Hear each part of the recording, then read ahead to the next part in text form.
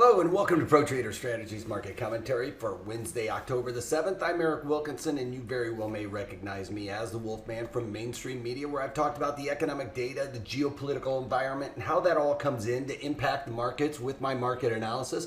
I'm going to do the same thing for you folks out there, except I'm going to go a little bit further and layer on the option strategies I find to implement around those assumptions I come up with around my market analysis. I'm not just picking option strategies out of a hat here. What we're doing is we have built guidelines for you folks in order to follow to find the right option strategy for your given assumptions. So without further ado, let's get on with the economic data. I go into more detail, in the webinars than I'm going to do in these daily market commentaries, because I really drill down on those guidelines. Here I'm going to kind of breeze over them just a little bit. So let's talk about the economic data. Across the pond, really not a whole lot to see here, other than we did get Italian retail sales coming in at 8.2%, expected to be 3.8%. Now, something to note is Italy was talking about shutting down and making it a mandate that everybody wear a mask, despite the fact that they've really seen their COVID numbers come off. They're still continuing to be at a heightened level of worry, if lack of a better phrase, to the COVID resurgence. All right, then moving back here to the United States, we got crude oil inventories coming in at a build of 500,000 barrels, expected to be a drawdown of 1.2 million barrels. Now, we've been consistently seeing these numbers come off as a drawdown. Some of that has had to do with disruption in supply due to all of these hurricanes that we've been seeing in the Gulf. Well, that shuts down these offshore drillers. Well, we've got another one building up, and that might shut them down again. Also, we have a 10-year auction today. Keep your eyes out for that. That could give more of an indication as to where we're going to see these bonds go. Now, we've seen interest rates start to rise. That means bonds are starting to come off a little bit. Well, this auction is going to be a telltale for where interest rates are heading in the future here. And we also have the FOMC meeting minutes at 2 o'clock Eastern, 11 o'clock Pacific. So keep your eyes out for that. I don't know if it's necessarily going to be a real market mover, but it is going to give us a little bit more insight as to what the Fed has been thinking.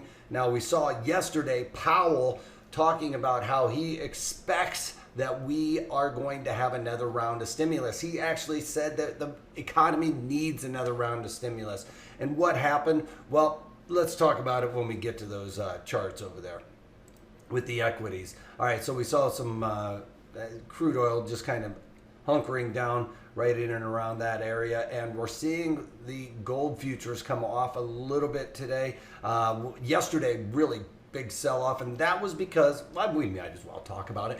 The stimulus, right? We saw Pelosi come out and say, or actually Trump come out and say that he was walking away from those talks with Pelosi and the Senate. Well, why? Because there's so much pork in there. And if you guys hear about pork being put into different types of packages, well, this was the creme de la creme, really, where it was trying to bail out some of these areas, these cities and states where they have pension funds and they've really mismanaged those pension funds. Well, they want to put some of this money into those pension funds and try and prop up some of these states that really have not been very fiduciary, and that was one of the leading things to walk away from those talks. Now, the market really sold off on that, and if you watch mainstream media, they're like, why would Trump walk away from a stimulus package? You know, the people need it. Yes, absolutely, and I'm sure he knows that, but the fact of the matter is this money from the taxpayers should not, in his eyes, be going to these people that really are mismanaging their states, all right? Nor should it go to the companies or the businesses that have been mismanaging, right? It should be going to the people. That creates the velocity of money. And that is what he is focused on, and that's why he walked away from it. Markets really sold off, including gold, as it is tied to the US dollar. Now remember, if we get a stimulus package, that's meaning printing trillions of dollars. That would weaken the overall dollar, send gold higher. But with that kind of falling out of bed, we saw the futures really start to suffer from that. Now, bonds are coming off again today after yesterday's rally. You know, it was a flight to safety, and today we're starting to see some more weakness. Now, FOMC minutes could change all of this on a dime, and we've got the VIX coming off after yesterday's big spike, testing 30 in the VIX yesterday. Today coming off, and that's because we are seeing a complete turnaround today with the Dow Jones Industrial Average up almost 400 points near the highs, basically completely engulfing yesterday's big bearish signal. We did settle right there in and around the 50-day simple moving average, which is going to act as support, but today bouncing up and away because Trump said that, you know, we're not going to probably go with what Pelosi has come up with. What we're going to do is a stimulus package, to a smaller stimulus package where everybody gets, everybody below, I think, making $75,000 gets another $1,200. And the airlines are going to get like $35 billion, and I can't remember where the other money is going right after. There's another amount that's going to go to other small businesses. So with that being said, that's really what this economy needs at this point. And the markets are saying, yes, that's exactly what we need. We don't need all this other pork in the stimulus package. And the markets are celebrating that today, as you can see, even here over in the Dow or in the NASDAQ, it moving up by 161 points as we speak. But again, very near the highs of the day. Just as soon as that information came out, we started, or that tweet from Trump came out, the markets really started reacting positively. And here we have the E-mini S&Ps retracing yesterday's engulfing pattern as well. So two, you know, simultaneous basically engulfing patterns here moving on. Some people are tweeting out that this could be another type of cup and handle, as we talked about yesterday. It's not a perfect setup like we saw with Starbucks, but again, you can see the cup here and the handle over here, which leads one to believe that if we break above this area right here at 34.20, that could reinvigorate the bulls to come back into the market with two hands, meaning just go for it. All right, here's where we are talking about where Trump basically said we're walking away from the stimulus package. And again, I think it was right around in here where we saw him come out and say we've got something figured out where we're going to do a smaller stimulus package, and the market has reacted positively to it, to the upside. All right, so as for my trades yesterday, I talked about trying to get out of a couple of trades. Well, that didn't work out very well, with the market just getting slammed, like literally just having the rug pulled out of the market yesterday as soon as that tweet came out. Today moving a little bit higher, so I'm putting those trades back on or putting trades into the market to try and get out of these again. Amazon making a nice move higher here, trying to get out of these as well with the puts in there that I'd sold. Let me just double check where I'm at on these puts. Actually, I've got the wrong platform up. Let me pull up the other platform, the main one.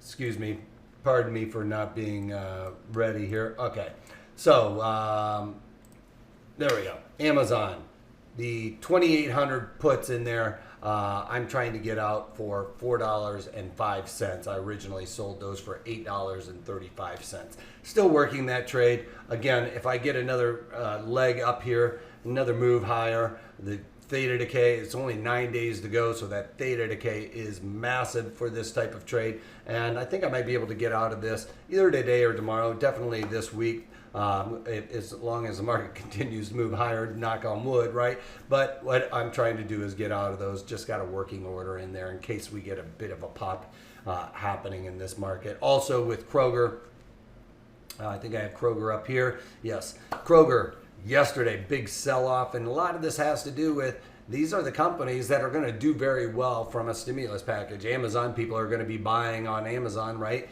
Kroger, I'm a little surprised that the market came off as much as it did, but again, it will free up people to go and start buying, so that obviously would hurt Kroger if they didn't get that stimulus package. So with that being said, I have on the January where I am long the 35 calls in there. Now yesterday, we came up there and kissed it. I was a nickel away from getting out of this trade because I paid $1.53 for it, so an increase of 50% on this trade would get me out at $2.25. Well, that's what I was looking for, and the high was $2.20. So I missed it by a nickel. Market really started selling off throughout the day, and I felt like I was chasing it too much, so I just left it there.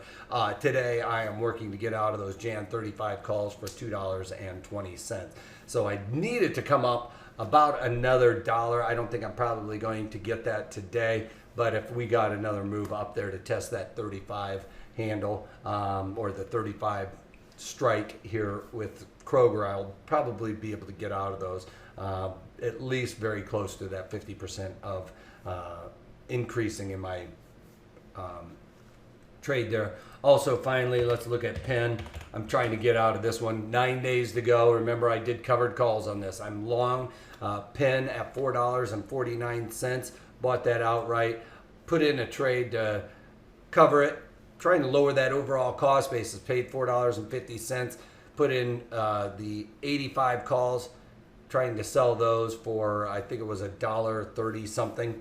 A little bit all over the place today. I think it was $1.35. I'm trying to get out of those for 10 cents. Trading right around 25.